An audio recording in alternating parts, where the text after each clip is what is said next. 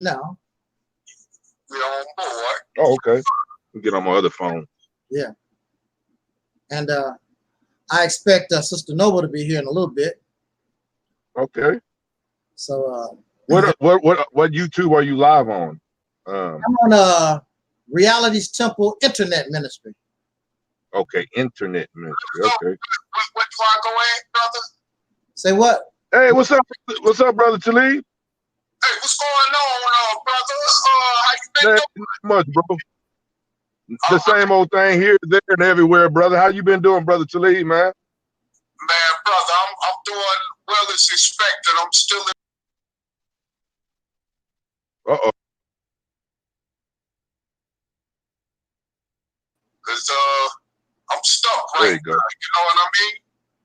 Can you repeat yourself? Brother Taalik had some difficulty, and you got cut off. All I heard was just that you just said that, you know, I'm just, you know, and then all of a sudden you got cut off and whatever. Can you repeat yourself there, brother Taalik? I was saying the position in life I'm in right now, I'm still financially stuck, and I need to, that's why I'm going back to school so I can get some education to negate that, so I could go on ahead and get myself up out of this rut.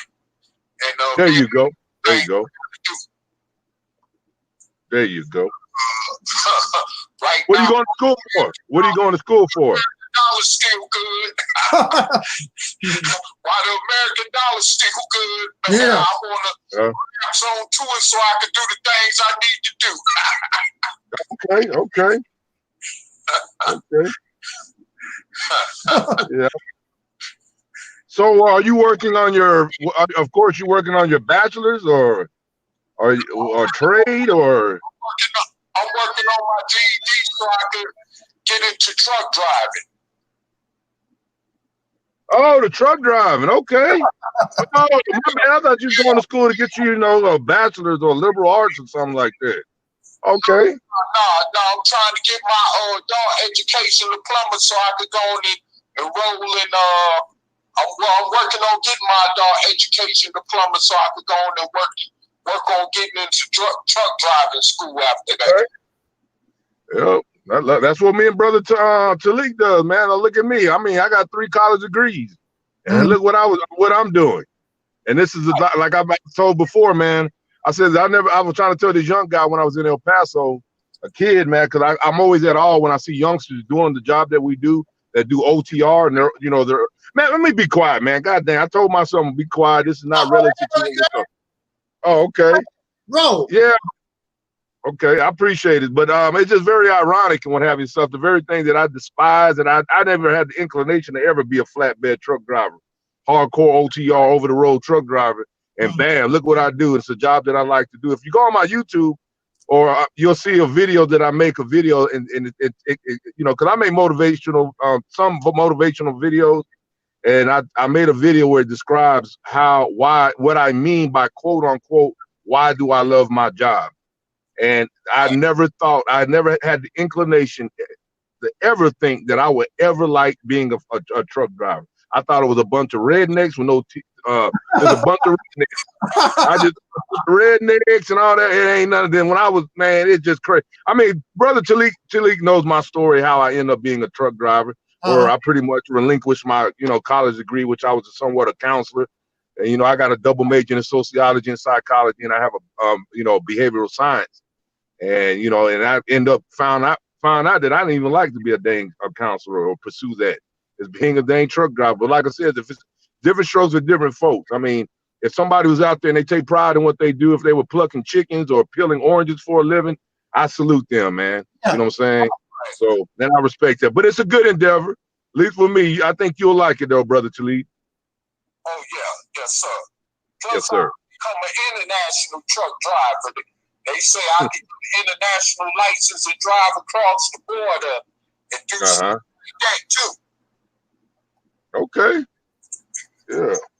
Actually, you know, the trucking, you know, it can, you know, it gives you an well, I don't know, you know, like in the United States, the furthest you can do is go cross border Canada and Mexico. That's the best you probably can do. Yes, sir. Yes, but if you get with a company that really does business there, you can really actually, you know, go to Mexico or Canada and really spend some time there and get to know folks and things like that, you know, outside of this country here.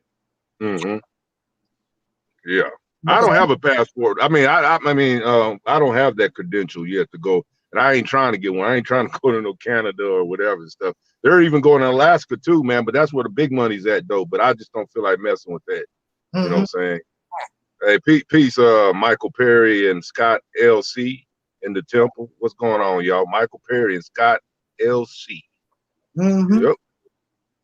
I bet you y'all have seen a lot of drove up and down that West Coast a lot, boy, because I heard that driving up down that West Coast is a pretty sight. Yes. Yes, it is, bro. Yes, it is. Especially like Montana, but I don't like that bad boy during the winter time. I bet your brother Taalik does. Man, I don't play around. If I see something, I feel like I don't feel like I'm gonna drive in that weather where it's not suitable for me to drive, I don't hesitate to tell my job I ain't driving in that bad boy. And then, you know, and that one thing I like about the place that I work with, they give me the, you know, the discretion. I mean, not the discretion, but they give me the choice whether, you know, to make that determination. You know, but you're gonna have some cats out there. They see one dang goddamn flake of snow, and they gonna call in and say I can't drive and what have you and stuff. You know, so. But yeah, bro, that's good for you, brother Taalik. That's what's up, bro. You know, and you can and Angelsnupnup7 been driving trucks since Moses had short pants. So if you, I mean, he's been doing it since Ronald Reagan. Jimmy Carter was president, probably. No. Actually, let me see who was president. Reagan. Reagan, yeah. You said in '81 when you started. Yeah, Reagan. Well, after the '82. Like November '82 or something like that.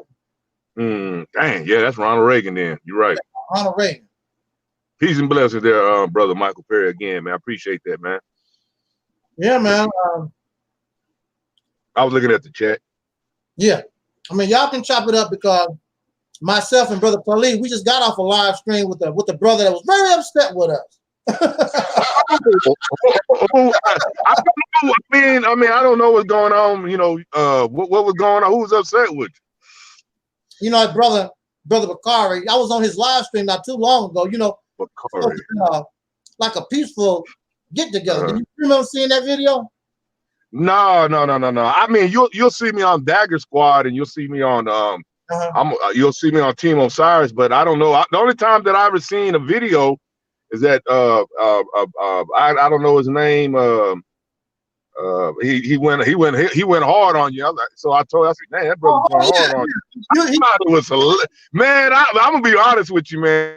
And I was laughing my ass off. I don't know that brother. I don't know his name is Alquan or something like that. Oh man, I almost drove off the road grabbing my stomach. Alquan was going. I'm gonna be real, bro. Alquan said some things to you, and that shit was hilarious. And then your ass, God, I'm sorry, man. I want to keep it focused, but that shit was hilarious. God, man, I was grabbing my damn stomach crying when I was hearing you and Alquan on debate, man. Oh.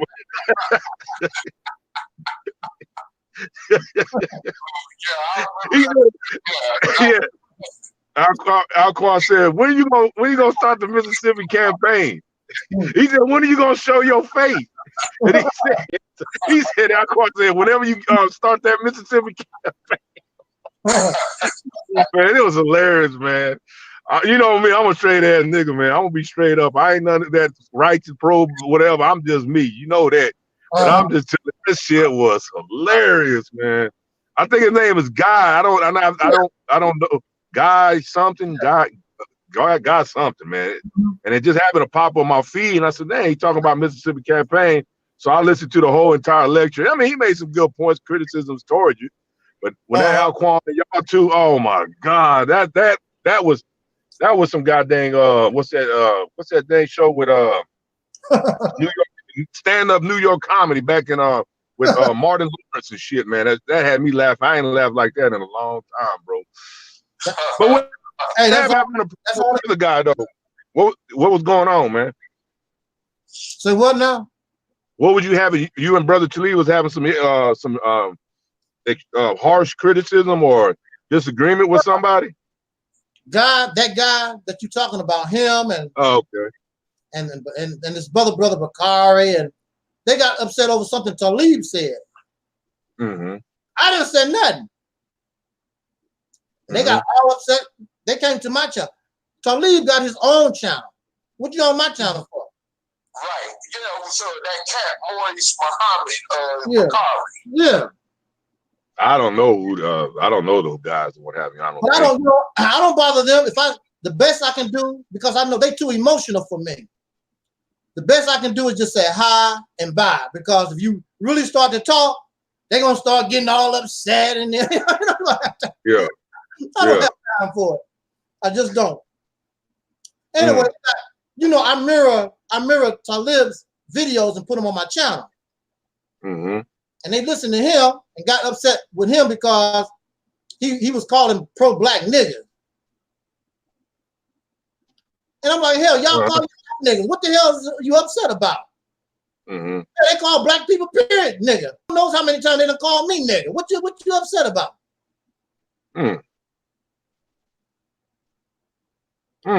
But Talib is not supposed to say or reference the pro-blacks as being niggas, but they reference to themselves as being niggas, and they call other people niggas. And other things shouldn't be called the people. Yeah. They call you nigga. They call you bedouin. They call you a coon. They call you a mud rat. You know, if you're biracial or whatever, all kinds of stuff. See, they want to be able. I guess they thought because we got together, which nobody offered me no apology for what they done to me in the past, because I didn't do a damn thing to these people. The only thing I ever do is speak on your ideology.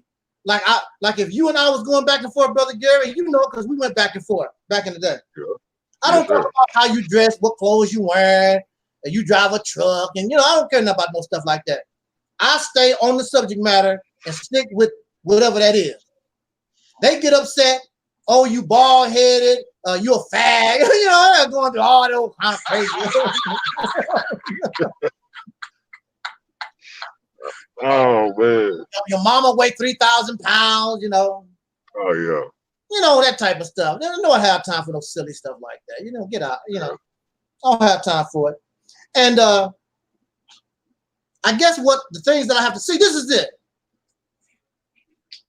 If we aren't supposed to be able to express ourselves over these ideologies that you don't own, that means you shut your damn mouth and stop talking about Christianity and stop talking about white people and all these other things that insult people and offend people. Since you are easily offended, you don't want nobody to offend you, then you need to shut your mouth and don't offend others. Simple as that. I think, brother, what they doing when I watch that brother Guy, I mean, of course, you're my partner, my friend, but that's why I'll be on Dagger Squad. I'll be on Almond Raw. I get on the live chats. My biggest emphasis, I'm a layman scholar. That's my forte, as you already know. Yeah. My emphasis in the Black conscious community is when I made those videos about the fringes of the Black conscious community, which I wrote and made those videos about 10 years ago, was my critique from my personal experience. When I used to be I rebuke pseudos. That's the reason why I be on Dagger Squad. Garfield put my video up. I talked about the Black anti-intellectuals that's proliferating in the Black conscious. My thing is, I'm a big person on emphasis of objective, of the authenticity of scholarship. That's my biggest emphasis, and people to be objective and be utilize critical thinking so it can incite and ignite and invoke people to be more critical researchers. However, when I watched that video about Guy, he does have some good points. About your criticism and what have you and stuff. And like with you're a very harsh critic on people's religion. And when we look at the sociological and the sentimental dimensions that go with it, you have to realize too is that I learned too in psychology, like I remember back then, how to approach cult members. And back then, the worst thing that you can do to a cult member to deprogram them is to attack the cult leader. So you have to find another avenue and a different approach to reach that person. So when you make criticisms about religion, and you're an extreme harsh critic on religion, and a lot of these people subscribe to these specific religion, and when you attack them, I mean, it comes with the territory. I know you're what have you. Yeah. When you attack and criticize them or their religion, you're attacking them. Right. So they're going to come with a knee-jerk reaction and saying, this is personal. So when you see it like Brother Guy, I watched his video and he made some good points.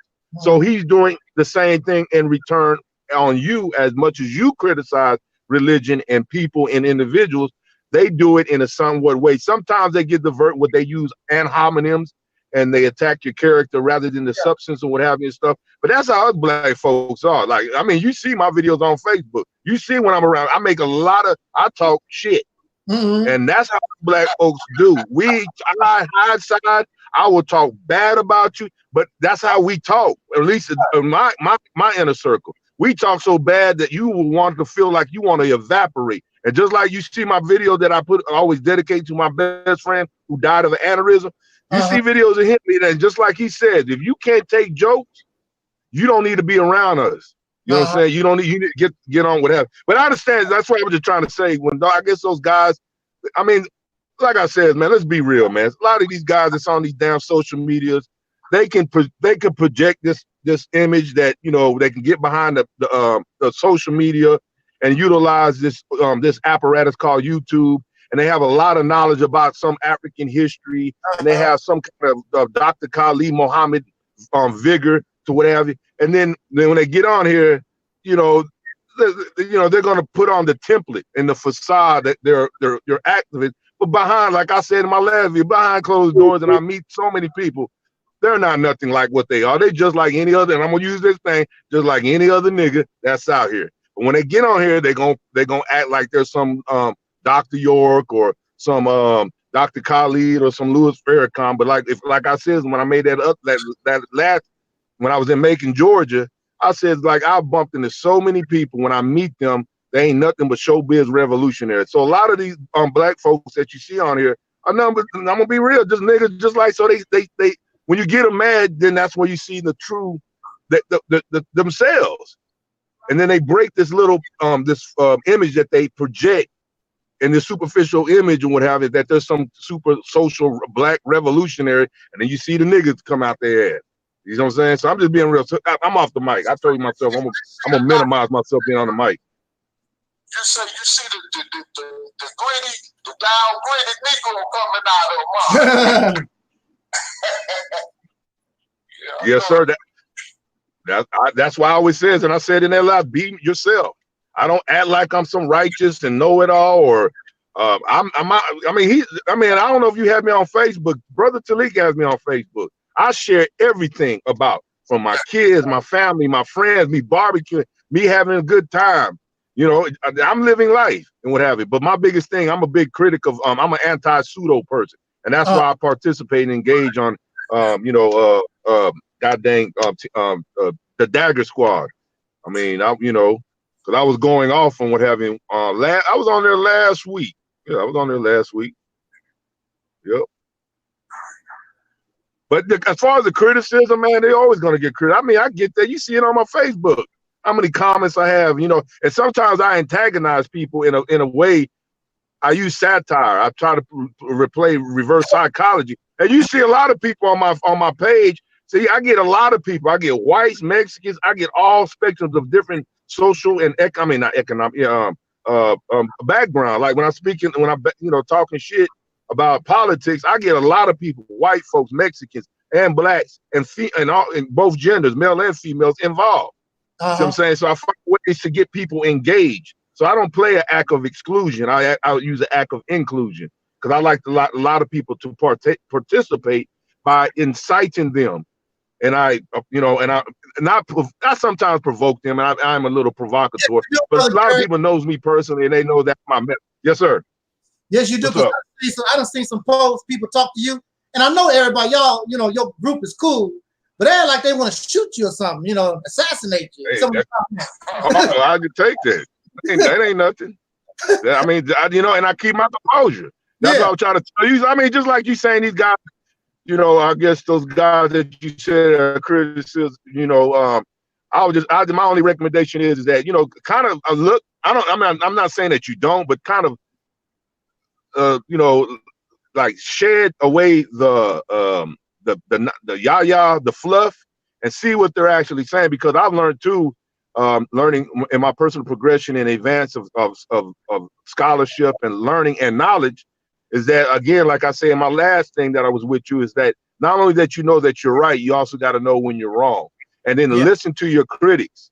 Listen to your critics and what have you, and listen to your critics and be as objective as you possibly can. Because we're going to put this subjective in the defense wall in an academialism. But I've learned too, like in scholarship, you got to learn of correspondence and listen to the critics. And if the critics, and they have something that has validity or credibility and is merited on that, then I look at it and say, damn, I'm kind of wrong or erroneous and I'm flawed, and let me correct that. You see what I'm saying? So I listen to my critics though. Yes, sir. Yeah, so but that could do something to strengthen you. Like when Guy, I mean, he made some good points. I mean, you could take what that guy was saying and then say, damn, you know, he is right in that thing in a way. So let me indulge more in research so I can give more you know, power into my campaign and my agenda with the Mississippi campaign. You follow what I'm saying? Yeah. Okay, Brother Taalik, go ahead, man. Brother Taalik doing something there, man. No, I'm listening, brother. I'm on board. Well, you know, I was feeding my face. Matter of fact, then what happened to Gary? He gone. Gary. Okay, he'll come back. Yeah, you disappeared for a second. But hey, I can't find I can't find that Reality Temple on Earth internet ministry. Just like it's spelled right here on the screen. Okay. And if you go to the channel, I should be live. Oh, got you. I got you. Okay. All right, got you. All right. Okay. See, you're dealing with people like, I don't know how to explain it. Yes, I do. I know how to explain it. And Sister Frances Cress Wilson even talked about it, how immature we are in the mind. Now look, here I am. So I'm a country boy. Now I don't know if you see this or not. I'm drinking out of an old chunky salsa jar. Don't have nothing to do with nothing. Those Negroes will spend 2 hours at Taalik drink out of a chunky salsa jar. What that got to do with anything? They'll talk about that for 2 hours. What? For real? Yeah. You know why I drink out of a chunky salsa jar? Because I want to. Because I want to. You know and I know that I can afford to have some glass. I drink out of the chunky salsa jar because I want to. And if I put something that got bubbles, and if I put something that got bubbles in it, I can put the lid on it, help keep the bubbles. That's funny, man. Also, my sister is here. And she come to join the party. My sister Nova Levine. What's up? Hey, how you doing? Oh, hey, how you doing? What we talking about? Well, right now we just kicking the breeze. But the subject that we chosen for this video, and since Sister Nova is here, we can go ahead and get started with the topic. But I was just talking about sister doing.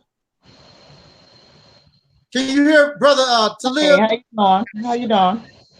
How's the sister doing? You're breaking up a little bit. Hey, how you doing, sister? You breaking up a little bit. You're underwater.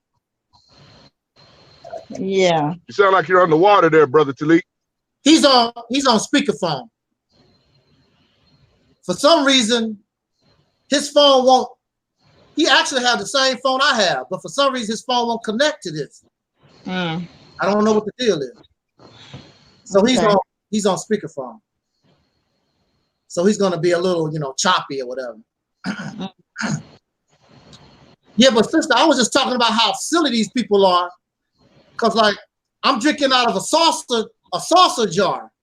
With a cap on it. And I said the reason why I do that is because I want to. Everybody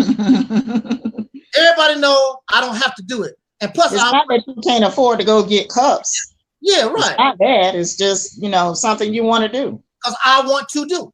Just like I drink out of a carton. I rarely drink out of cups in my house. Rarely. I drink out of bottles and cartons. Yes. But see, we're dealing with people, and see, this is the root of it. You're dealing with people that want to control and dominate. Tell you when to take a dump. Tell you when to get up.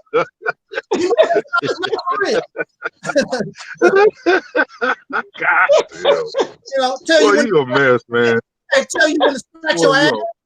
They want to tell you when to scratch your ass too. Yeah. Oh my goodness. Oh my God. They got and Sister Noah, we talk about this. I know. With all these control dominating problems. I know. They got real problems. When it comes to dominating and controlling. Yeah. That's I'm like, everybody want to control you. Yeah. Tell you what to do. Ain't no slave gonna tell me what to do. I already got a person that make a slave out of me. I don't need no other. Ain't no Negro slave gonna tell me what to do. They're not in a position to tell me what to do. Then they come over here and get mad and angry and upset. Because see, that's the bottom line. You got to be an African or you got to be a Muslim. All I gotta do is be black and die, nigga. Well, what about being a Christian? You gotta be a Christian too? Oh yeah, you gotta be a Christian. Believe in our Lord Jesus Christ that don't do a damn thing for you. You bring it up, bro. Nothing.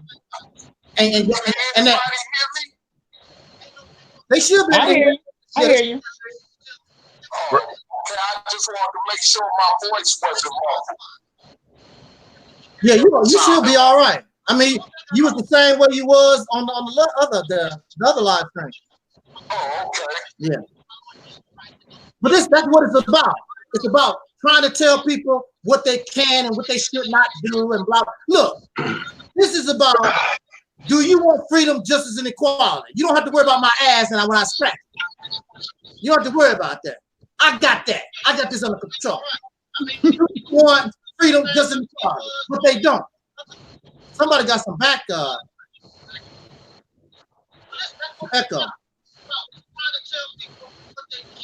Is that you, Brother Gary? You're playing the video? Yeah, I'm trying to get. I'm using I'm using my mobile phone and I'm using this phone here, and I'm trying to. And I found him. I've heard what you said, bro.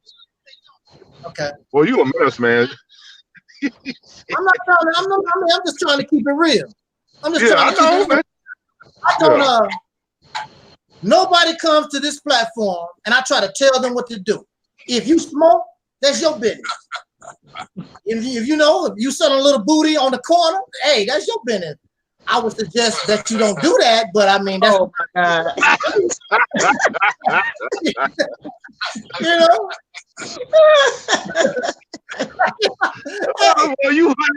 you who ride it, ain't you there today, boy? You on one today, ain't you? That's no. Go ahead. Yeah. I'm getting high. It's that fermented Bacardi sauce. I think you can hang around me too much or something, man. Because you see me on Facebook acting a fool too, don't you? I be talking shit to everybody, man. But it's having fun though. God damn. See, that's another thing too. Yep. They take things too damn serious. I mean, they do. Yeah. They do. Yeah. We are in a serious situation, but you don't have to take things so damn serious.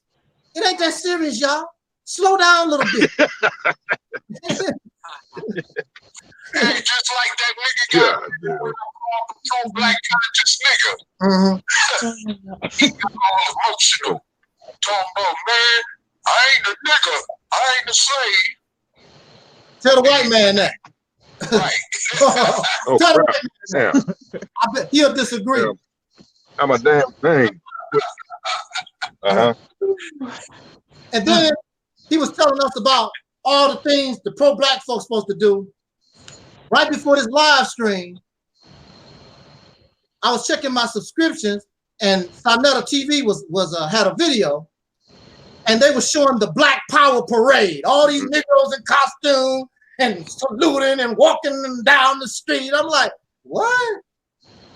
Is this what the revolution turned? Was it a Nation of Islam? It was a little bit of everybody out there. Is it a Nation of Islam?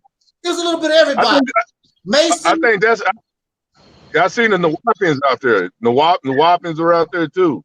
A little bit of everybody in their costume. Dr. Yours followers. Yeah, and their colorful. Yeah, I seen that. Yeah.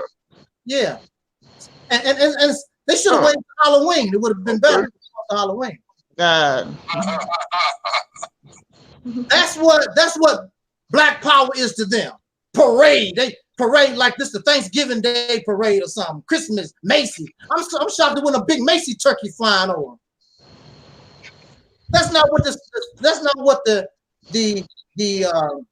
struggle is about. Parades and marches and all this nonsense. Can you imagine Nat Turner having a parade? These crackers lynching them day and night and raping the women and everything. And they told, let's go out and have a parade. Really?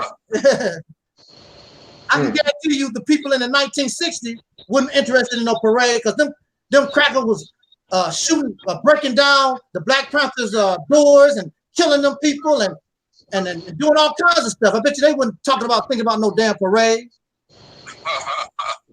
What's up there, Dope Coke? They've keep what happened to the sister? You know, because he keep bringing the heat. But still, I want to say this to these Black conscious folks. More and more people are coming out and speaking against this pro-Black stuff. Not just pro-Black, but all the fascists, the Kemetic, the Nation of Islam, they are coming out and they're speaking against it because everybody is waking up. They're starting to see that this is a bunch of nonsense. So don't blame me. I'm glad I'm joining the party. But it's not only me. Do a YouTube search. There's a lot of folks out there speaking against pro-Black stuff because y'all fake. You detrimental, you vulgar and you nasty. You keep talking about how much you love Black folks. You call a person a coon and a nigger in a quick second. But guess what? Let me put a dope coke on there. See that boy brother, he come from a generation saying hello to y'all wonderful soul people. Damn stupid. And see, that's us. That's a label that it came up out of our souls. You know, these people won't hand me down. I don't care about all that African committed, all that old plagiarized bull crap. Soul is something that I live. I know what it's about. It came from us. We even had our own type of language, our own type of style. It's us. You can't. I don't want to be compared to no African or no Native American or nothing. I want to be me. Accept your own and be yourself. Right. And on that note, we're gonna get into the go ahead. Hey, Bakari gonna talk about that it was West African language mixed in that. That's a lie. All we knew, all them slaves knew was English. Because if they spoke some other language, chances are they've probably been killed because you know that was against the law. Right. If they were caught speaking another language, those people was murdered. For hundreds of years, you was denied religion and you was denied the right to read and write, period, for hundreds of years. So where the hell did all these African religions? This stuff did not come till after so-called freedom. Then you began to, these Africans and other folks start coming into the United States and things of this nature. Now, I did hear something about the Gullah people. They said that they was basically unaffected. It's a possibility, some of it. I'm not gonna call the man a liar, but basically, you know, and we all know, we speak English. Right, exactly. Ebonics is about English, okay? That's just the bottom line. Let's keep it real. Right. So let's get into this topic. But before we get into our topic, I gotta make our announcements, because these announcements are very important. If you don't want to hear the announcement, kick rocks, don't come back. Because you got to support our people here. I want you to support our sister, because ladies first. Got to support our sister, Nova Levine, her new website. And where's that website? Because I just put it up there. Her new website, ancientcreationmyths.com. The link is in the description box of this video. And all the latest videos have this link. Support her. She's a writer. She's not really a video maker, but she's a good writer, wonderful writer, excellent writer. Matter of fact, I hope to get together one day and she write my biography. We need to do that because I'm lazy, you know. I'm just lazy about it. But support our sister, Nova Levine, in the description box, ancientcreationmyths.com. Do it today. Then we want you to support our brother, Taalik. His link is in the description box. Support our brother Taalik, Eric Bell. Support him. And then next, our brother, because he's down here with us, gotta give him his props. Known this brother for years. Brother Gary, he's Cool Cutter on YouTube. He also has a Facebook page, Gary Wilson. I have his YouTube. I just put it up. I'll put it back up later. I put up his link to his YouTube channel. He's Gary Wilson on Facebook. Support that brother. Friend him on Facebook. Also, as you know, I don't ask y'all for a damn dime, but there are brothers and sisters who have come to me over the years, and just recently, they really want to show their appreciation and send the brother a couple of dollars or whatever.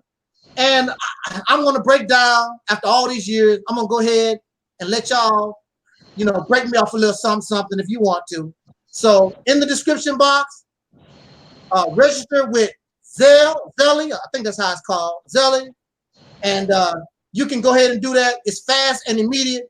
It's a real cool app. You can also put it on your phone.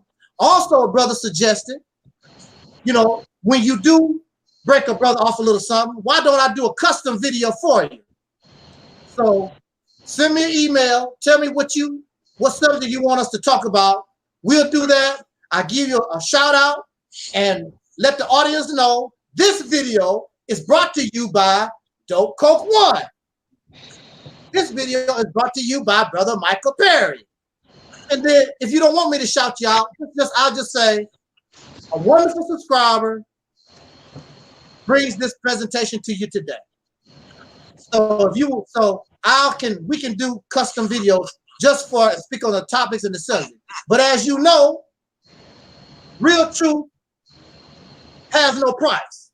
I don't sell that which is good for us to raise us up out of that condition. There's no price I can put on that. However, when my biography comes out, that's not free. That's gonna be $20 or whatever, because that's my own personal story. You want to know about me? And really, personally, it's not really none of your business. But if you want to know about it, then we're gonna charge. Might give a whole lot of those ebooks away for free too, because that's just how I am. That's just how I roll. Because it's about you. I'm not here for money and profits and fame, all that kind of good stuff. So that's our announcement. Support Sister Noble Levine. Support our brother Taalik. Support our brother Cool Cutter, Brother Gary. And if you want to, you can donate. With the announcements out the way, we're going to start talking, deal with our subject matter. And the topic that we've chosen is Angelsnupnup7 and Taalik are two old and stupid men. That's us. We're old and we're stupid. Two incredible adjectives. An adjective describes the noun, right, Brother Gary?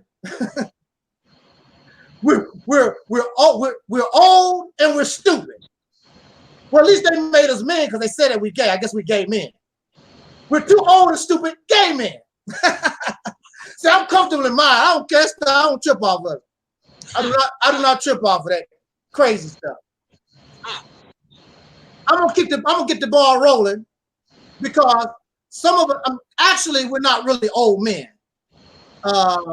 We would be considered middle age, but I don't have no problem being an old man because the reality is a lot of y'all ain't gonna make it. You gonna wish you was an old man. It's 23 people, 23 young children in the St. Louis area right now that will never see my age. They died under the age of 13. 23 of them right here in the city of St. Louis. Drive-by shootings, some kind of murder. 23 of them. They're not going to be able to. This year, within the last few months. Unsolved murders. So they're not going to be able to you're not going to be able to call them an old man or old woman. And you might not make it either. See, I already been where you think that you're going to go, and you might not make it. It took a long time to get here. It's a lot of things, because the reality of it is, I did not think I was going to be here. Because I was doing some crazy stuff I thought was going to get me killed. I was burglarizing houses. Yes, I've done that. I was burglarizing houses as a teenager. I was burglarizing houses. I was committing vandalism, tearing stuff up. I was stealing from drug dealers. Well, not real drug dealers, but it was people that was growing weed, and I found out where their weed was at, and I stole it from them. I was doing a whole lot of different crazy stuff that could have got me killed. Even when I joined the Nation of Islam, I was putting myself in different positions where I could have been killed. I've had 2 pistols just like this up to my temple. People wanted to blow my brains out. So I had no idea that I would be here today speaking with you. Many of you not going to be able to see what I have seen while you joking and making fun and or whatever. And another thing too, being an old man, I'm still in pretty decent shape, health-wise. There are many people my age laying up in nursing homes, can barely walk and all kinds of stuff. So if you make it to my age, will you be able to say that also? Damn, my rheumatism is messing up in my back. I gotta get another chair. I'm just joking. But and then when it comes to this pro-black stuff, I've been there, done that. I was pro-black. I was black conscious, and some of y'all was chasing white women, and some of y'all was still in baby diapers, taking a dump on yourself. And I was pro-black. I was black power. And you was spitting up on yourself. You was throwing up on your mama's shoulder, drinking that Similac milk because your mama didn't find you worthy to put you on her breast. That's why your brain ain't developed properly. You can't think straight. That's what I wanted to ask Bakari too. I want to ask them guys, was they raised on Similac milk? Because it's impossible for you to be raised on Similac milk and your brain develop properly, because that Similac fake ass milk, it's impossible for it to develop your brain properly. It's impossible. It's missing a whole lot of things mama milk don't have. I mean has. So you're gonna try to tell me about Africa and Kemet, and I already been there, done that for 35 years. You're gonna try to impress me with Dr. Clark and all these historians and all that. I ain't impressed by none of that stuff, man. I've done read that, I done heard that crap over and over again for 35 years. You think you impress me? Hebrew Israelite, you don't impress me. I know about that stuff. I know about all that pro-black black guard. You ain't nothing but some racist wannabe. You just like the slave master. Because if it was not for white supremacy and racism, none of that stuff would exist. Show me where the Hebrew Israelites and the Kemetic and all that pro-black, where did it exist before racism, white supremacy? It did not exist. It came from that. It's a result. It's a response to racism, white supremacy. That's where it comes from. That's the bottom line. You know it, and I know it. And it has drove you out of your damn mind. You're crazy as a bat. And don't blame me. That's your problem. That's your problem. I have nothing to do with that. Don't blame me because you crazy as hell. I'm bringing you the reality from my 35 years of experience. I have been in the game for 35 years. And yes, it has produced a little something. But in the grand scheme of things, it has done nothing. Absolutely nothing. It's still not doing nothing. And you keep doing the same stuff. Marching, having a parade, voting, protesting, go get your education. When I was growing up, that was the main thing they always said. Go to college, get up, go get your education. And in 2008, 2009, when Barack Obama became president, all these people with these degrees in California were standing on a line trying to get fries at McDonald's with their degrees. That's not the answer. Your answer is bigger than all this stuff. You have to change as a human being. You pro-black, you a color, but you're not a damn human being yet. And that's where it starts. You're not a human being yet. You got to be a human first.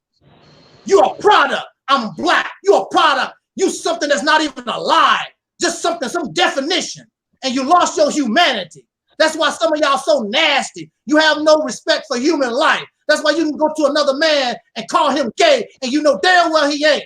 Or cuss somebody out, you know, because you're not human. You don't see me as human because you don't see yourself as human. You are a caveman in modern times on your all fours mentally. In a civilized body, you look civilized, but mentally you are a caveman grunting with a stick in your hand. And the old pictures of the caveman, they used to show that the caveman had a big stick grabbing his woman by her hair with a big stick, dragging her across the ground. That's why y'all, same thing you do with our sisters. Grab them by the hair. They ain't nothing but property with a stick in your hand and you beat them to death. All these sisters beat up and abused and exploited. The only thing they are to you is a damn baby making machine. Because you're a caveman in your cave. And you don't have no light up here. And see, I mess you up because you think you see the light. I am the light. I am the sun. I am that. I am what you're looking for. Not divine. I'm just your little brother. My eyes have become open because of my 35 years of experience. I've been through that nonsense. Brother Taalik have been through that nonsense. I don't want you to continue to go through that nonsense because I know, Taalik knows, and many brothers and sisters know it's a road to nowhere. You got to think different, do different. You got to change. You got to become a human being first. You're not pro-black. You're not Kemetic. Be a human being first. They asked Bruce Lee in an interview. They said, Bruce, do you feel that you are more American or are you more Chinese? Bruce Lee said, I'm working to be the best human being I can be. See, that's what they want you to do. Get stuck in all this race and this Kemetic and all this stuff. And you forgetting and you just ignore your own humanity. And that's why you don't treat each other like human beings. You treat everybody like things, something to control, something to dominate, something to use. Give me my money, donate to my Patreon, donate to my GoFundMe. You just some trash I can use. And that's all you see all over YouTube. You want to control something because you know you're being controlled. You want to control the woman because you know this pecker will controlling your happy ass. So to make yourself feel like a man, You want to control and dominate the women, and children. Oh, that's real manly. Oh, the women in their weaves. Oh, the women do this and the women. I ain't never been around so many weak-ass men in my whole entire life. I've never seen that before in men. I've never seen that. I'm trying to get with a woman. I ain't in nobody. I do not want to beat her. And then you wonder why you don't have a woman. You're beating her up. You see her as a tool, a piece of trash, just something to use. My woman, my sister, is equal to myself. And I don't mind following her. If she show that she got leadership skills, I'll be right there. I'd rather look at her behind than yours. Because to me, that's really gay. Following behind a man. I'd rather look behind a woman than a man. That sounds gay to me. So you can get angry all that you want to. You can flag the channel all that you want to. People are getting sick of it. They're getting sick of the old crap. Same old, same old. Time is revealing that this stuff is road to nowhere. Time is revealing, not me. I am on time. And so people are saying, well, what do we do? What do we do? We're bringing the answer, what you have to do. And we need to do it before time runs out. That's the key. Can we do this? Can we make a move before time runs out? That's the key. Or you're going to stay mentally dead in your slumber, loving your dreams. You know how it is when you're in a dream, you're in a fantasy world, especially if you're with a woman or a guy that you might like. You don't want to wake up out of that dream. Somebody is, hey, wake up. You see, that's how it is with me. You don't want to wake up. You know what I'm saying is on point. You know what I'm saying is true. But you in that sleep, in that fantasy world, Wakanda, the spaceship, the mother plane, Jesus. Don't wake me up. I mean, see, that's where you at. Angels trying to wake you up, trying to bring you to reality. Come on. The alarm clock is ringing. And that's what it's about. That's why you don't like Angelsnupnup7, because Angelsnupnup7 keeping it real. Yes, I'm old. And sometimes I am stupid. You are correct. But I'm not a fool. And I'm not going to stay a fool. I know better. And I know that you need to do better. I have 35 years of experience in this. We could do better. So on that note, I said my little say to get the ball rolling, because we all old here. I don't know. Talib is he's a little younger than me. He's old. Sister Nova, are you old? I don't know. I feel old sometimes. But see, they think that people with age is fool. How in the hell did you think I was able to get to this point being stupid? All of us here have a little age on us. We did not get here being stupid. We could have been dead with a toe tag on our bodies long time ago. Hell, if you listen to Brother Gary, he'll tell you. He could have had a toe tag long time ago, doing dumbass things. He's still here growing. He's growing older. You don't get younger. And as you grow older, you're supposed to get wiser. You're supposed to get smarter. So just because you don't like what I say, don't mean I'm stupid. I know some things. I learned from the old man in the street that's drunk. Just because he's an old man in the street and he's drunk, he's an old man, he got experience, there's things that you can learn from. But y'all young and you're pompous. And see, you think that you can't die. But when that bullet hits your ass and you fall and you take your last breath, the last thought in your head is, damn, I could die. And guess what? The old man's still here. See? So you make it market older people. I'm stupid. If I'm so stupid, then why can't you deal with what I present to you? If I'm so stupid, if you weren't so damn emotional, I wouldn't have no problem debating you. But before you can even get started, you start crying over because your feelings get hurt over your little belief. Oh, don't talk about you talking about my Jesus. You talk about my minister Farrakhan. You start crying like the brother was on here today. He was whimpering. You call me a nigger. I ain't no nigger. Are you serious?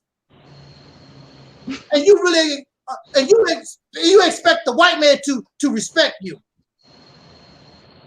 See, I know you talk tough on YouTube, and we'll kill the white man and kill all the babies, and y'all put on a good show. But just like I told the brother in the last video, the Quran said, don't think that you're going to believe and not be tried. Because let me see how tough you are, because it happened to me. Let me see how tough you are when the Peckerwoods come to your door with that damn battering ram and knock your door in and throw tear gas grenades in your house and shoot your dog in the head. Where's your black power? Where's your Jesus? Where's your Allah? Where's all that stuff when that happens? Ask Tariq Nasheed when the police came to his house. Ask him where all that black power. Why wasn't he running his mouth talking about this is racism, white supremacy? This is he didn't open up his damn mouth. He was in his pajamas, dropped his happy ass down on the ground, and put his hand behind his back. That's what he done. Don't kill my kids. See? But then, after that whole incident was over, he right back on his channel talking crap. But we see what you was about, because when the man came to your house, we see how you act. And where was your boys? All these people that love you, Taalik. I love Tariq Nasheed. Where was they? Protesting that your house was invaded like that. Where was they with signs? Why y'all do that to, police brutality and all that for Taalik? Nothing. Nothing at all, period. But Taalik really don't give a damn as long as you send them greenbacks to him. He'll get over it, because that's all he's about, money. He don't give a damn about your education. He don't give a damn about your life. Hell, he's married to a woman that's a biracial and her Caucasian mama. And y'all just sucking it all up. Fake ass stuff. Which I don't have no problem with that. But the way he talks, look how he lived though.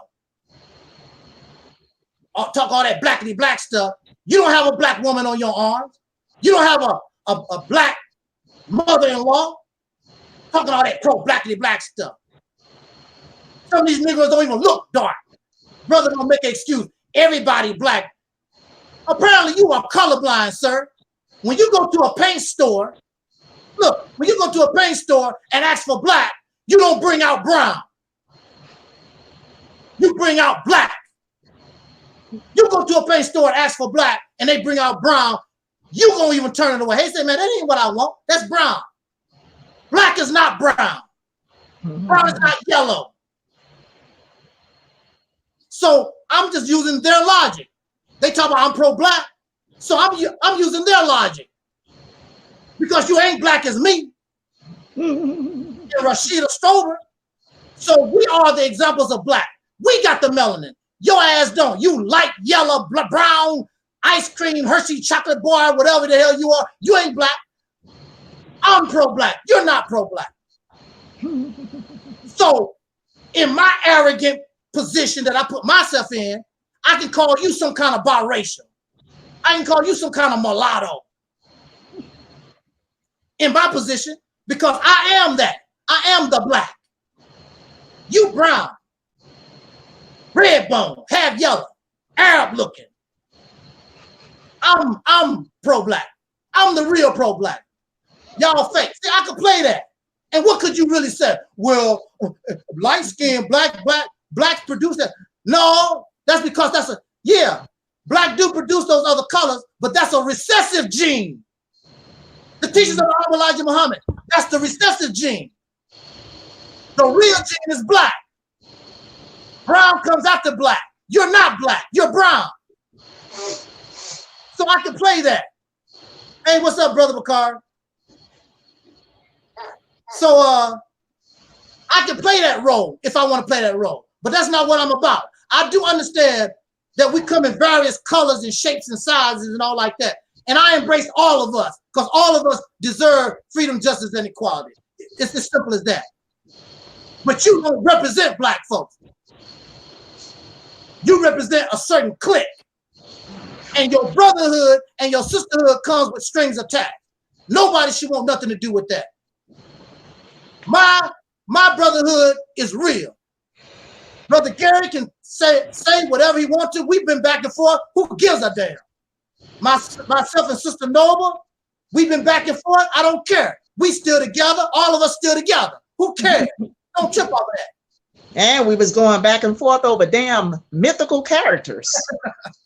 Mythical stories. Oh, that was a terrible.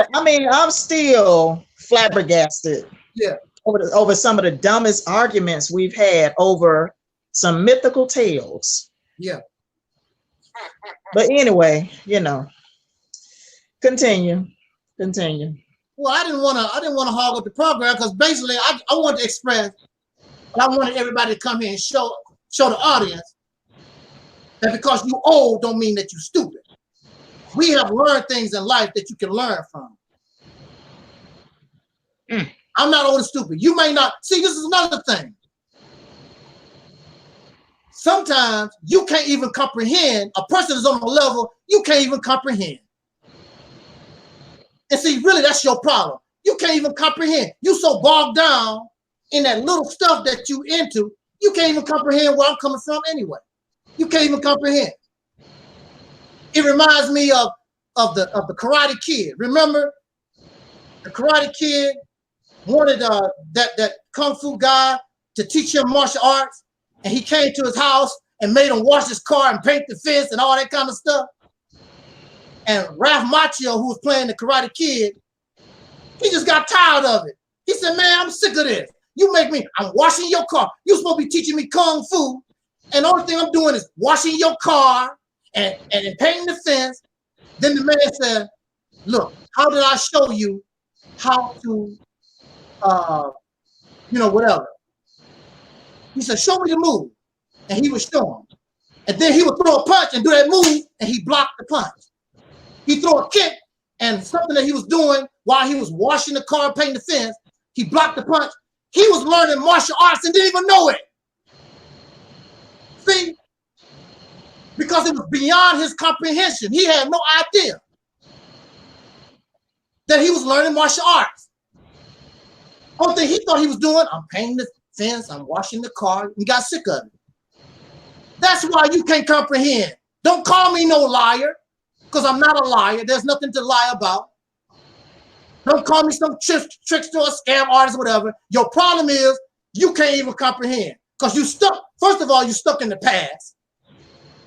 You're stuck with Jesus and Allah and all that stuff from 5,000 years ago. You stuck with people. Yeah, Brother Bakari, wax on, wax off. You stuck in the past some damn where. This is 2019. I'm thinking about the now. I'm thinking about the future when I be dead and gone and rotten in the grave. I see 3030 right now. You can't. You can barely see 2019. I can see it plain as day. Like the founding fathers of this nation. They could see beyond their time. You can't do that. You stuck in this void that's not real. In the past, Marcus Garvey, Malcolm X, all them people are dead. I love them. You know I love Malcolm. Well, I love all of them. All our people, because if it wasn't for them, I couldn't walk the way that I walk. But they're gone. Go ahead, Brother Taalik. Yeah, I just want to chime in and say this. For those who say that they're not slaves, yeah. Well, I'll say this here. Get a white man his job back. Matter of fact, give back his Benjamin Franklin's and George Washington's and Andrew Jackson's. And also give back everything else that comes from him if you're not a slave. Right. It's just that simple. That's simple. Everything in this country that we live by or under is centered around the Caucasian. That's right. That's right. I don't give a damn what it is. It could be your house, your car. It all comes from the Caucasian. So if you're not a slave, matter of fact, your degrees, your diplomas come from him. Yep. You understand? Your food come from him. Your Medicaid come from him. The same pharmaceutical drugs you get at the drugstore come from him. You see what I'm saying? Yes. The same hospitals you go to get treated for illnesses, he runs and controls. So if you're not a slave, then get out of his kitchen. Absolutely. Simple as that. And plus, it's like this here. See, just like Brother Taalik explained to you, I've been through some stuff in my life. I've been in prison twice. You know what I'm saying? I done ran the streets with a gang when I was younger, okay? I was, into breaking in folks' houses and homes, cars, you know what I'm saying? Robbing folks, doing crazy stuff like that could have got me killed. Caught up in drug addiction, all that, okay? I was at a point, one time, I didn't care if I lived or died, straight up. But I'm still here. Yes, at age 51. Yes, sir. And I thought like that in my late 20s, when them cops pulled them 12 guns on me. And from that time, I went to the penitentiary for the second time in my life. You know what I'm saying? And I'm still here. Yes, sir. We even talk about it. I done had guns pulled on me. I done been shot at. You know what I'm saying? So, like I said before, I'm not even supposed to be here. Yes, sir. But I made it through. So, like I said, that's why I take things serious as I do. Like I said in my other video. That's why I take things serious just the way I do. Because I know life is not a game. Yes, sir. You can lose it just like that, as quick as it comes. So, like I said, and plus, I've been out there on the street since I was 8 years old. My mama helped raise me the best she could. Her other half wasn't around me all the time. You know what I'm saying? But I had to do what I had to do to survive. You see what I'm saying? So, this is not a game. This is for real. And I try to reach out to other people with souls to let them know that we could do something better than this. Because a lot of us come from broken homes. A lot of us have been to the penitentiary. There's a lot of us that's homeless. In mental institutions, in prison and jail institutions. Some of us ain't gonna never see a day of light again. Some of us sitting on death row. We still got black people that fought for us, or dark-skinned descendants of slaves that fought for us during the 60s and 70s. That fought for our liberation that's still sitting in these institutions and ain't looking forward to an out date. Okay? And ain't none of us turn back to try to help them with anything. But because of them, we ain't even speak the way we speak on social media. You know what I'm saying? But we don't consider that. So like I said before, I don't really have patience for a bunch of bull crap. Yes. You know what I'm saying? Because I'm not going to be putting myself in no position. So when somebody say something to me, and I got to say something to me, and I got to act on it. You see what I'm saying? So that's why I don't play the games that a lot of these people on social media play. I don't get down like that. That's why you ain't gonna hear me debate. That's why you're not gonna hear me call. Now I have discussions like I have with videos like with yourself, Sister Noble Levine, Brother Gary, and those that are like-minded, you know what I'm saying? But I'm not gonna sit up there and just get caught up in a bunch of trash talking, you know, because I know what that leads to. Like I said before, a lot of people, especially in so-called black YouTube, social media, Facebook, Instagram, you know, they Caucasians either in prison or in their early graves because of emotion. You know what I'm saying? Because they want to kill or hurt somebody because they don't agree with something they say. You know what I'm saying? And all that stupid stuff. You know, and like I said, one thing about it, I'm going to say this here. If one person can't say what they want to say, but you going along with other people saying what they want to say, then that's just being partial. Mm-hmm. That's not impartial. You see, when you're being impartial, you fair, but when you're being partial, you're unfair. You know, and I don't like dealing with people like that. So that's why I have less associates, even on this social media platform thing. You know, and like I said before in another video, you understand, I don't get on these videos. You know what I'm saying? Because I want to make friends. I'm trying to bring reality to our fellow soul brothers and sisters throughout this nation. Yes, sir. Wake us the hell up. Yeah.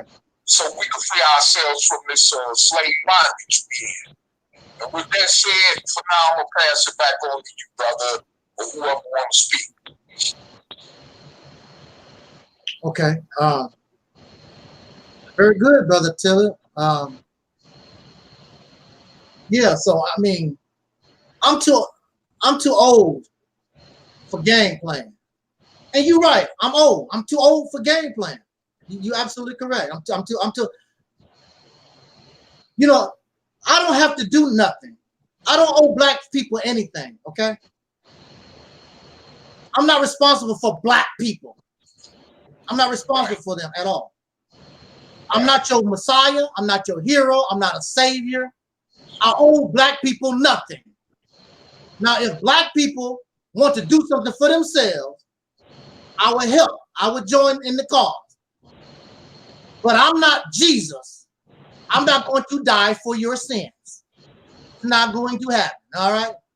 So you can get angry at me all that you want to and tell me what I need to do. Like I said about the Mississippi campaign, if people show me they want to get on board this choo-choo train and really get something really rolling, I'm in, of course. But if you don't want to do nothing, then I don't want to do nothing. Then I would spend my time with the people with like minds, and we would talk among each other and don't include you because you made your decision what you want to do. So I have nothing to do with you. You know, if the white man don't shoot you in the back of the head, hey, you lucked out. That's good. But should one day you get that knock on your door, like the Jews did, where we going, boss? Don't you worry about where we going. Get on the great school bus. That's gonna be your last ride. I could be right. I could be wrong. I don't claim to be divine and some Messiah, some prophet, but I understand the history of this country. I understand what has happened before. And what they say, history repeats itself, is just somebody else that it happens to. And guess who number one on the list that they wouldn't mind exterminating? Guess who? The Popeye's chicken eating sandwich people. That's who they want to get rid of first. That's all you were, eating a damn Popeye's chicken sandwich. Fighting over weed. Shooting over drugs and territory that you don't own. You're actually killing people in neighborhoods Tell me this is my territory. You don't own a damn thing. How stupid. And you think somebody wouldn't want to get rid of your ass? What are you worth? You say over Popeye's chicken sandwich.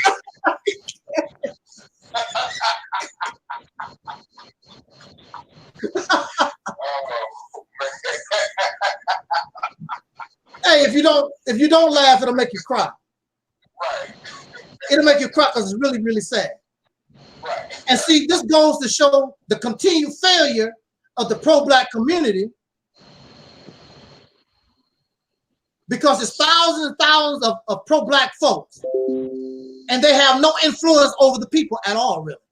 Because the people look at them like they're a bunch of clowns. They don't take them serious. Just begging for money, getting with the women on YouTube and Instagram and whatever, just hooking up with them, get a baby with them and leave them. They're a bunch of trash, just like the people that's lost out there in the streets. Ain't no difference, except they said, black power, you black power trash. They don't pay child support. They barely, I can guarantee you, well, I don't have to get, I know how many black power folks on getting EBT cards. I already know a ton of them on welfare. Talk about Allah, black power, Mr. Farrakhan, with your food stamps in your hand at shopping sale. I already know it. You know why? You know why? I was one of them. So I was one of them. I had an EBT card. I had them food stamps. I had the EBT card and the food stamp.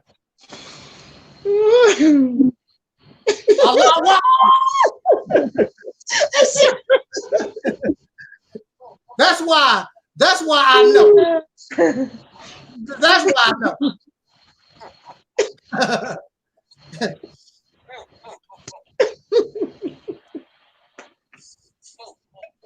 Y'all perpetrating a fraud, as they say. Oh, God. It's not real. You're not going to get no help from none of your organization. He said, you know how I know? He said, you know how I know? Because I was one of them. Right. Oh, boy. So I don't know what to do with you. I was getting them damn food stamps, Allah, walk bar, and all that stuff. I had the food stamps when they was paper, and I had the EBT card too. Black Power family eating the hell out of some government cheese. That government cheese was good. Hell, I ain't gonna do that. There wasn't nothing wrong with that government cheese, especially the pepper jack. That was some good cheese. Yeah. But see, y'all, because you're not gonna get no help from Minister Farrakhan. He ain't gonna give you a dime. You part of the comedic stuff, they're not gonna help their people. You don't get a dime. I already know it. Hey, brother Taalik, tell them what they gave you when you was part of that Nuwabian, and tell them what they gave you.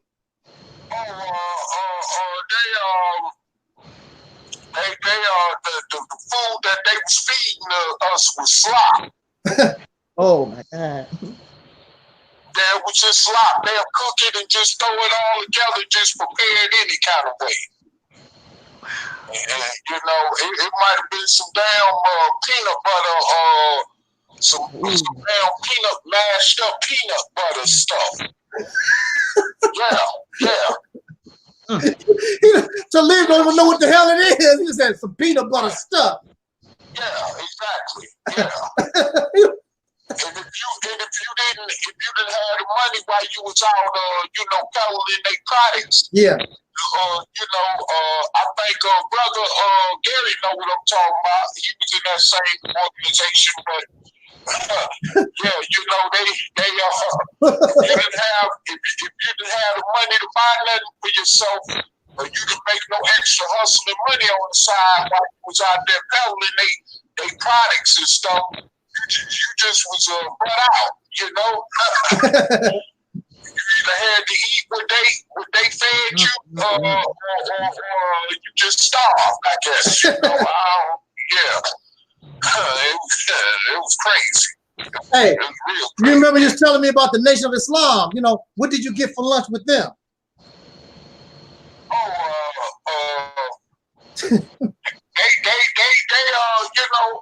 They would give bean pies and fish sandwiches and stuff, but they didn't, you know what I'm saying?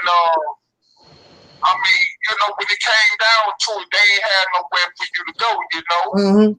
But I remember one Nation of Islam brother at this little house in my hometown. I remember I tried to get somewhere to sleep, and I tried to brother. I can't know it because I don't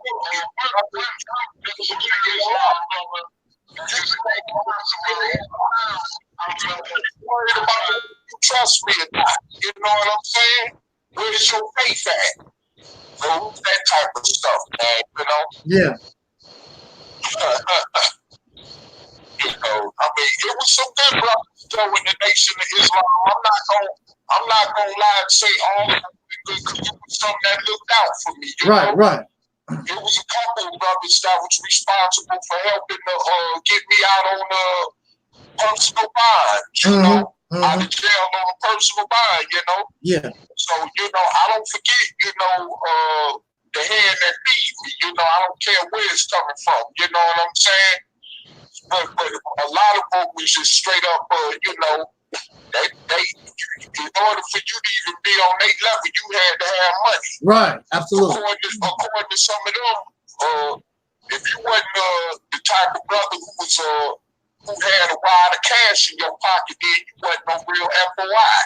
You wasn't no Muslim. Like, are you serious? So you mean tell me I got to be a real FOI Muslim just to have, in order for that, I have to have a bunch of money? Yeah. What do it say that at in the Quran? That you say you believe in? Oh man, I mean, you know, I'm just saying, you know, it's I mean, you know, I thought I was standing for something, but then at the end of the day, you know, like one brother always say, I had that so-called Jesus come home moment. Jesus come home moment, the truth, and I seen what it was all cracked out to be, you know.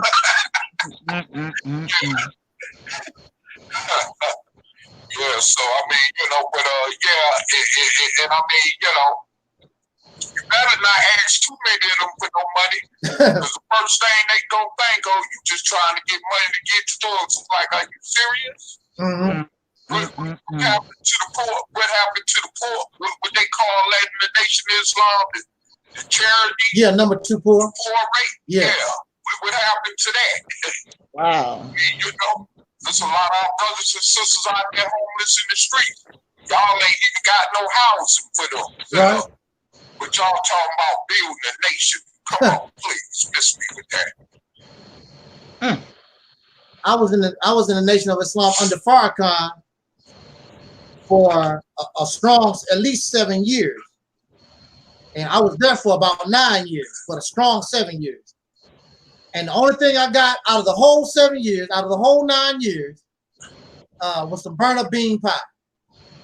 And that's the only thing. That's the only thing I ever got. They wouldn't give me a good bean pie. I had to wait till, you know, they was deformed or burned up or something. They wouldn't give me a good bean pie. Deformed or burned up. Yeah. I mean, it was edible. I mean, it was edible. Everything. I wouldn't let them go to waste, but still, that's all I was worth. Is the burnt up bean pie, the deformed one, the one that you probably, you know, you didn't care nothing about. And they had a perfectly good room. They had a perfectly good room I could have used when I was staying there, but I couldn't pay the rent for the room. So I slept on pickle barrels down in the basement. Yeah, pickle barrels. That's, you know, it's amazing. I slept on those pickle barrels and didn't fall off, but I can get in a bed and fall on the damn floor. You know, ain't that some stuff? How the hell are you gonna sleep on? How you gonna sleep on some pickle barrels? And some people say, "Oh, nigga, you know how you gonna sleep on some pickle barrels?" I put pickle barrels under my legs, put one under my butt, one under my back, and one under my head. So about like 5 pickle barrels, and you lay down. And I put my hands across my chest and just lay there. And that's how I slept. and did not fall off the pickle barrel. But I can get into a bed and fall off. Here I am, 18, 19 years old, fresh out of high school. I really never had a job in my life. Them brothers know this. It's not like they don't know. They know this. Nobody tried to help me. Nobody. I was on including my relatives. Not only are they my biological relatives, but they are my Muslim brothers and sisters. They didn't help me either. What does that tell you about these organizations and stuff? And all the thing people like Brother Ben and some of these other people, because they can keep a little money in their pocket, they can be comfortable, they make excuses for that. There's no way to hell. If Sister Noble or you or Gary or anybody close to me, you don't even have to ask for it. If I heard that you was in trouble or needed a little something, you don't even have to ask me. I'll break you off. I said, here you go. What's this for? Because you need. And I got it. You my brother, you my friend, you my sister. Then what? In the Nation of Islam, it says, want with your brother what you want for yourself. Whatever, give a brother, if you have a bowl of bean soup, half of that bean soup belongs to your brother. That's the teaching. You don't see that in action. Everybody out for themselves. Everybody going to the temple, showing off their pretty car and all the stuff that the cracker allowed them to have. They don't share nothing. And a lot of them supposed to be selling them damn final cars and stuff out on the street. Them brothers, because they got money, the ones with money, they'll take them final cars, a whole lot of them, buy them themselves, throw them in the back of their trunk, and throw them away some damn where. Or they might give them away. They don't try to sell them because they got money. Me, because I didn't have a dime in my pocket and I needed that little chump change, I sold my newspaper. But them brothers got money, they didn't have to do that. I saw a brother, and I saw a brother with my own eyes. He opened up his trunk, a big thick stack of them papers. I'm like, wow, he ain't been selling his papers because he got a good job and he just bought the papers. Ain't selling a damn thing. I'm on the street with mine, hustling. I'm on the street. Nigga, if you don't get away from my car with that bull, you get away. That's what I was dealing with. He didn't have to worry about it because he had to deal with the people. So I knew the people because I was out there with them. I was with the ones that said, get the hell out of my face. I was with the ones that said, hey, brother, let me get one of those. But I was on the street. They were not on the street like me. When they went on the street, it was for show. That's what they was doing. And Farrakhan and a lot of those people know they don't give a damn as long as they get the money for the newspaper. They don't care really if the paper gets sold or not. They don't care. As long as they get the money. So I'm old. I'm not stupid. Even them Peckerwoods, when I was locked up, they're not going to tell you I'm stupid. They're not going to tell you that. They know better. I'm not stupid. You might not agree with what I say. And the reason why you don't agree is because you can't comprehend. This black conscience, Kemetic, Hebrew, Moor Science Temple, Pan-African, African stuff, it got you in a limbo. It got you in a state of rigor mortis. You're not alive. Your mind is stiffened. You ever see a body in rigor mortis? When a body first dies, it's flexible. But then they have a condition called rigor mortis, and that's when everything starts tightening up. You start stiffening up. And that's how it is with you in your mind. So you suffer from rigor mortis syndrome. And so you know, and so you can't comprehend somebody because you're dead. You think you're alive, but you're really dead. You can't comprehend somebody that's alive. That's really your main problem. Because I have not done nothing to you. Sister Noble has done nothing to you. Brother Khalil has done nothing to you. You just don't like the truth. You don't want to be awakened. You in your slumber. You in Wakanda land. You in Jesus. You on planet Nuba-Robo, whatever the hell that is over there. You done died and came back and you're a ball of gas flying through the universe. You know, you wearing a cape with an S on the back of it. You know, you everywhere except reality. And I'm shaking you. Wake up, brother. Sister Nova is pushing you. Wake up, sister. Taalik, we waking you up. I can't. Sleep. Leave me. Let me. You want to sleep? And that's what it's about. Because I have never done nothing. All these people that hate my guts and don't like me, I've done nothing to these people except challenge their slumber. That's all. And that's a personal problem. I have nothing to do with that. People always hate the ones that wake them up. But when they finally wake up, they appreciate it. Woo, I'm glad you woke me up. I made it to the job on time. I can pay my bills. Woo, I'm glad you wake me up. It was a fire. I could have got burned up. When you wake up, you're going to say, you know something? That reality's temple. Wow. Thank you, brother. But I was asleep. But we kept waking you up. I'm old, but I ain't stupid. And I have learned in my 35 years. I've done this black conscious stuff already. You're not telling me nothing new. You aren't impressed. It don't impress me. I've been there, done that. I don't go backwards. You can't teach me nothing. I don't go backwards. Don't tell me about Jesus. Don't tell me about Kevin. Don't tell me about the Israelites and the curse of what God put on black folk. I've heard all that stuff before. I don't go backwards. I go forward. I go beyond a time I can't even live. I see 3030. You can't. You can barely deal with 2019. I understand what needs to be done in order to change the condition. I'm not talking about some lollipop sucker stuff. And I know you are insulted because I'm talking about your work. Oh, he called my work lollipop, you know, little sucker stuff, because that's what it is. Little. It's trivial. It don't mean nothing. You have to do something big to affect the 40 to 70 million that's living here. It has to be something on a large scale, something that can inspire them, something that shows that they are a winner, something on a magnitude when they see it actually coming into reality. They could be a crackhead or a drunk, but they be like, wow, that's so great to them. It'll make them stop drinking. It'll make them stop smoking because they actually can see something that they build it with their hands that's real, and they can get high off of their own success. But you're not, you're doing little tabby stuff.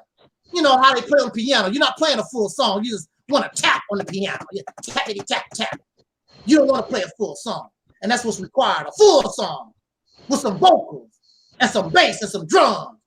You just want to be on the tap. You know how like little children do? They don't know how to play the piano. They just get on there and just tappity tap tap tap tap. That's why you cannot comprehend where we come from, because I already done my little tappity tap tap tap stuff 35 years ago. I'm ready for a full-blown orchestra. That's what I'm ready for. That's what we ready for here. Full-blown orchestra. So, again, yeah, I'm old. You might not make it. I'm proud. I'm 56, 5'6". I'm 5'6". 4 more years, I'll be 6'0". I'll be happy to be 6'0". No big deal. Because a lot of folks not going to be able to see it. My uncle just recently died. He's not going to see 6'0". I'm at the age he died. We barely making 50-some years old. Myself and Sister Noah was talking about this. We barely making 50-some years old nowadays. Cancer, getting shot in the damn face. Something is killing us. We can barely make 50 now. And you're gonna make mockery in front of somebody that has actually survived and made it? We don't know if you're gonna be able to make it, bro. Or sister. And if you do, will you have cancer? Will you be having a heart attack, diabetes? And the list goes on and on of these diseases and ailments that we get. Arthritis, rheumatism, going blind, can't hear. Good Lord, we need Jesus. They can't hear. They can't see. They can't walk. Where's Jesus at? Waiting on Jesus for 2,000 years. My boy ain't showed up yet. Because I sure would appreciate that healing. I'll take the healing. I would. No problem. Ain't no shame in the game. I'll be an apologizing sucker. I'm sorry, Jesus, but you know, folks were tripping, and I didn't really know if you was real or not and believe. But I showed it. Just forgive me, my Lord. Can you throw a brother little hands on the head there? You know? Cause my damn rheumatism is bothering the hell out of me. And while you at it, pull out this cancer on the side. And while you do that, could you give me a pedicure? Oh, that's a bit too much, my Lord. I'll say that for tomorrow. We got to keep it real here. This is the reality temple on earth. Why are you expecting less? And even my audience, because sometimes I try to get a little spiritual, so you say. And my audience even warned me, hey man, don't go out there. Don't cross that line. Because see, that's not what we about. My audience tell me, don't get spooky, man. You starting to sound so no. They don't want me to cross that line. People that come here want me to keep it real, and that's how it's going to be. You want fantasy and fiction? Go to the Pro-Black channel. They feed you all that I'm not a slave stuff, and they working the white man's job, drinking the white man's water, paying the white man taxes, looking at the white woman's ass go down the street, because you got to see the white woman's ass on the street because they put her naked butt with the string in her ass everywhere. Everywhere you go, there she is with that string in her ass, and she just giggling. Damn.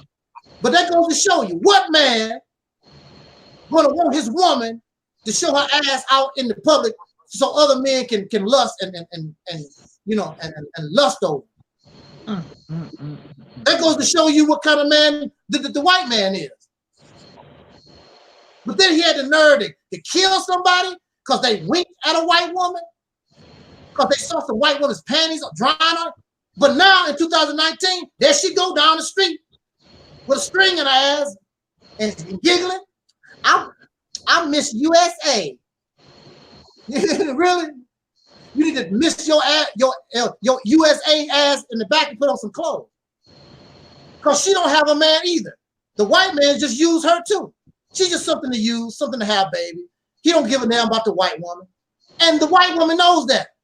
But she got this privilege. And she's not gonna want to lose all that. Better than nothing. She knows she's being used. Because no real man wants to see his woman on a pole, going up and down a pole. No real man wants his woman on the street selling her body. These are not real men. None of them. And you got black men in the strip club, they throwing dollars and whatever. These are not real men. And you wonder why the sisters are all upset. No, you don't have a man. Matter of fact, the black woman has never had a man since slavery. You've never been a man. So Brother Bakari is wrong. You are a slave because you've never been a man. You've never been independent outside of this man. So how the hell you gonna tell me you ain't a slave when you ain't never been a man? You are still a slave. You ain't never been a man. If you're a man, then put your woman in her own house. Give her her own school, her own farms, her own businesses, her own daycare centers. Give her what she can call her own. You ain't been able to give her nothing. You can't even give her a job. Then you get mad at her because the white man give her a job and she make more money than you do. And you want to feel like a man. You make more, you know, because you upset because she make more money than you do. Yeah, but black women go to college. They get an education. They do things in order to make more money. What you want to do? Lay up on your ass, play video games, be a pretend hustler, go out there, get your ass whooped trying to sell drugs. That's what you do. Drop out of school, do dumb ass stuff. And you want people to sit around here and babysit your ass and feel sorry for you. See, pro-black folks make excuses for black men and they feel sorry for your happy ass. You're not gonna get that here. When you stand up and be a man, I will call you that. Until then, you're a comfortable ass slave. And I will include me in it too. When you a slave, you're damn right. Because if you're a slave, I'm a slave. I cannot rise no higher than my gender. And that's why I'm angry and mad at you, because now you make me a damn slave too. Because you're a slave. I'm not gonna babyfy you. Go to Zaza Ali channel, go to Sinetta TV, go somewhere where somebody will babyfy you and give you some Similac milk. That'll specify. You're not gonna get that here. I don't babyfy men. Y'all too damn old. You're 29 and 30 and 40, 50 years old. I'm not gonna babyfy you. You be a man, then prove it. Earn it. You just want to be called a man simply because you got a penis. So what? A dog got a penis. Is he a man? Hey, check this out. And also, too, if you was really a man instead of a slave, you will be able to have a defense against the racists that's blowing up, killing off our children and women. Right. You know, like the Trayvon Martins, the Michael Browns, the Ed Gardners, the E.C.L. Fords, the Alton Sterlings, and the list goes on. I mean, the Tamir Rice, you'll have a defense against that. Right, so absolutely. How can you call yourself a real man and you don't even got no defense against that type of stuff? Nothing. They want to laugh at the Mississippi campaign. Mississippi campaign, I know it's a very, very complex, very hard project to do. But if you put your mind to it, I know that we can be successful. And people don't have to call you a man. You have proven yourself to be a man by taking control of this state and running and controlling and doing whatever the hell you want to do in this state. You can do that. So only a man can accomplish that. See, that's why you talk about, Mississippi campaign is a pipe dream for a boy. Yeah, it's a pipe dream for a boy. Yes, it is. You're not man enough to pull it off. The only thing your happy ass can do is sell t-shirts and DVDs. Matter of fact, I bought one. See? The Black Power Cartel. I bought one from Sarasota City. That's all they can do. Is sell t-shirts, DVDs, come to my debate. That's the best you can get out of these people. And march and have a parade. That's all the men can do. That's all the men can do. You angry at me because you're supposed to be a man, so much is expected. You're not living up to being a man. You're a slave, you're a comfortable Negro slave. Why don't you just admit it and confess to it? I would rather you just say, look, I'm a comfortable slave and be done with it. And that's why no nationality respects the Africans. For those of you that are Pan-African and pro-blacks, they don't even respect us because we ain't even manning to protect our women and kids over here. Right.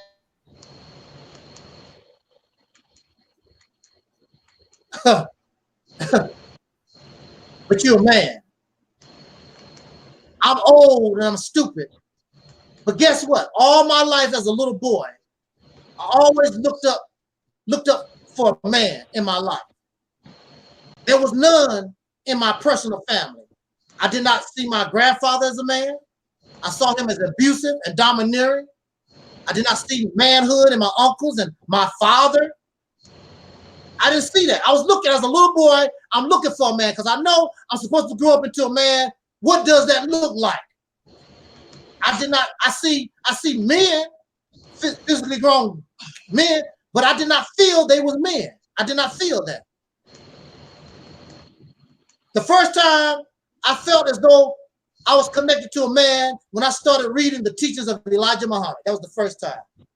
And he was a man I never met who was in a book. So That's what the women are waiting for. When the men get themselves together, you don't have to worry about weaves. You don't have to worry about fingernail polish and all this other stuff y'all worry about what the sisters do. Get yourself together. Show them that she got a man, because a woman want to please a man. And if you as a man say, well, baby, you know, that weave stuff, believe me, she ain't gonna have no problem because she want to please her man. She want to look good for you. Oh, hold up, brother. Yeah. Not to cut you off, my brother. I apologize for that. Yeah. But also, too, you won't have to worry about no sisters trying to marry no brothers in the penitentiary, because, you know, in the penitentiary, you're not in a position to be no man. Right. Like you is out here. You know, but you got a lot of them sisters that will go out their way to have relationships with brothers in the penitentiary, even with ones that's doing life. Yeah. That ain't never gonna see a day of light again. Yeah. You see what I'm saying? But you wonder why. You wonder why even some of our sisters turn nothing against homosexuals, but you wonder why even some of our sisters turn to homosexual dudes for relationships. Right, right. I mean, that's just a reality. Yes. You know what I'm saying? That's just part of the reality of what we have as a people. You wonder why? Because y'all ain't man, y'all goddamn self. Right. That's right. I was locked up with lesbians. And I used to talk to lesbians all the time. And I know what they say out of their mouth. Oh, I'm lesbian. You know, I like women and blah, blah, blah. I'm looking at them. I'm talking to them. I hear what they say out their mouth, but deep down inside, I really truly don't believe that's what they want. They really wanted a man. And if the right brother come around, a lot of them, you'll see them. They'll get with that brother. Now, if you're really a homosexual, if you're really a lesbian, how can you turn that on and off? You know, you talk about, I'm a lesbian, but when the right brother with the right line come to you, then all of a sudden, you get with the brother. I thought you was a lesbian. Well, I'm bisexual. Ain't no such damn thing. ain't no such thing. You lying to yourself. Either you one or the other. You never was that. A lot of sisters turn to women because of bad experience with these men. Right. That's the reason why. I was locked up with a lot of lesbians. Right. And you know, I really wasn't serious, but I used to hit on them a little bit. And I'm looking at them deep down inside. They don't want no woman. They don't want no woman. They wish they could have a good man. But something happened. You know, they've been abused by men, cheated on by men, done real bad by men, and another sister brings comfort, and then next thing you know, they're involved into this, you know, this type of thing. And it's really temporary. That's not something that they really want. It's not. But we talked long enough. Damn, we talked a long time today. Almost 4 hours. And it's not fair. Y'all had me do all the talking. That's not fair. No, brother, that's why I chimed in. That's not fair. But it's all gravy. It's all gravy. It's all gravy. Yeah, I mean, you know, this is the reality of the situation, you know, that's plaguing us as people. I mean, you know what I'm saying? Ain't nothing manly about being a so-called pimp, hustler, gangster. Yeah. Ain't nothing manly about being in the penitentiary, you know, or jail, or because you've been locked up, so that make you tough. Ain't nothing manly about that. Right. You still, in the Caucasians' eyes, you still a punk, you still a nigga, and you a slave. Mm-hmm. And as far as they concerned, they gonna keep you in your place like that until you rise to that occasion of what a man is supposed to really be. Mm-hmm. You see what I'm saying? you know, and you even got these brothers in the so-called pro-black conscious community going around, you know, talking about they're a man, but what have they done to really prove they're a man? Mm-hmm. Let me tell you so much as I respect brothers like the Honorable Malcolm X, who's from here, who by the way was from here in Nebraska originally, and also Marcus Garvey, you know, brothers like that. You know, I have high esteem, respect for them because of what how they stood on their principles, you know. But at the end of the day, they died. They did not die man. Yeah. They died slaves. Right. Absolutely. They did not die man because they did not rise to that position of what a man is really supposed to be. Right.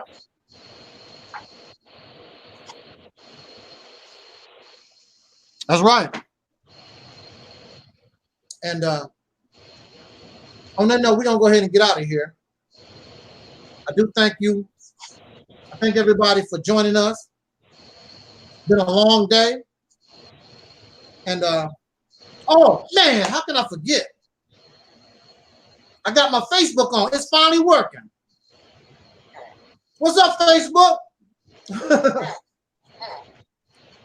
Yeah, Facebook finally working. Usually it was going out for some reason. Peace to my Facebook family, everybody on Facebook.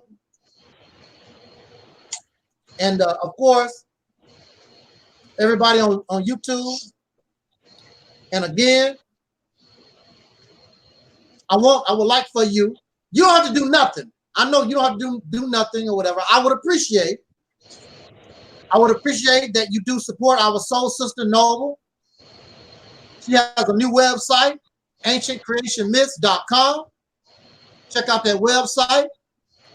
The link is in the description box. Support our brother Taalik, Eric Bell. The link is in the description box. Support our brother, and I thank you for joining us today. Matter of fact, every opportunity, if I send him a link, Brother Gary wants to be with us. He's right here, you know, he's our family. Brother Gary.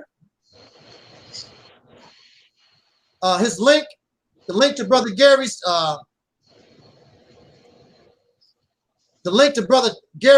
channel is in the chat room. But he's Cool Cutter on YouTube. He's Gary Wilson on Facebook.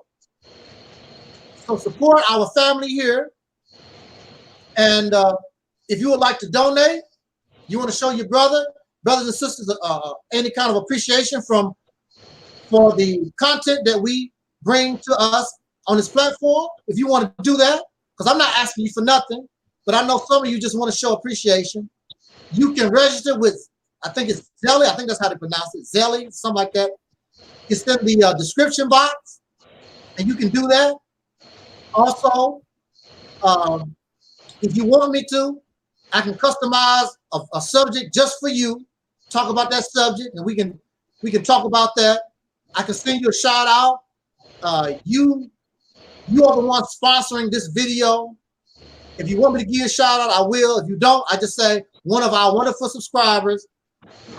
This is a custom-made topic, custom-made video brought to you by this brother or this sister.